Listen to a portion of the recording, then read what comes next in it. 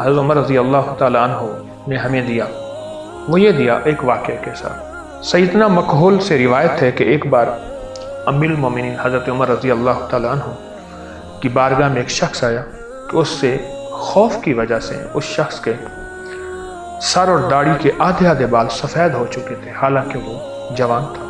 آپ نے اس کی وجہ دریافت کی۔ اس نے کہا کہ ایک بار میں ایک رات کو فلاں قبیلے کے قبرستان سے گزر رہا تھا، میں نے ایک شخص کو دوسرے شخص پر آگ کے کوڑے برساتے دیکھا، میں خوفزدہ ہو گیا اور وہ شخص آگے بھاگ رہا تھا اور یہ کوڑے برسانے والا اس کو پیچھے کوڑے مار رہا تھا۔ بھاگتے بھاگتے وہ شخص میرے قریب آیا جس کو کوڑے لگ رہے تھے، کہنے لگا اللہ کے بندے میری مدد کر۔ اسی اسنا میں وہ دوسرا شخص جو اس کو کوڑے مار رہا تھا میرے قریب آیا، کہنے لگے اس کی مدد ہرگز نہ کر، یہ بہت برا انسان ہے، یعنی اس کو قبر کا عذاب ہو رہا ہے اور یہ عذاب کی پکڑ میں ہے۔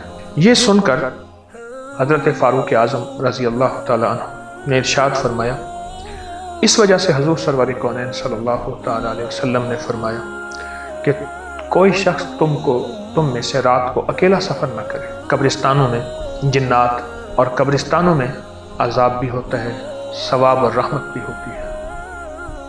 کتنا بڑا انوکھا ایک پیغام ہے حضرت عمر رضی اللہ تعالیٰ عنہ کا کہ رات کو اکیلا سفر نہ کریں، اور یہ ایک بہت بڑا ہمارے لیے پیغام بھی ہے اس سارے واقعے میں کہ عذاب قبر میں نیکیاں بھی کام آتی ہیں جو قبر کے عذاب کو ٹلواتی ہیں، اور ثواب بھی کام آتا ہے جو قبر کو جنت کے باغوں میں سے باغ بنا دیتا ہے، اور یہ بالکل حقیقت ہے۔ اور جنات کا بسیرا قبرستان میں بہت زیادہ ہوتا ہے۔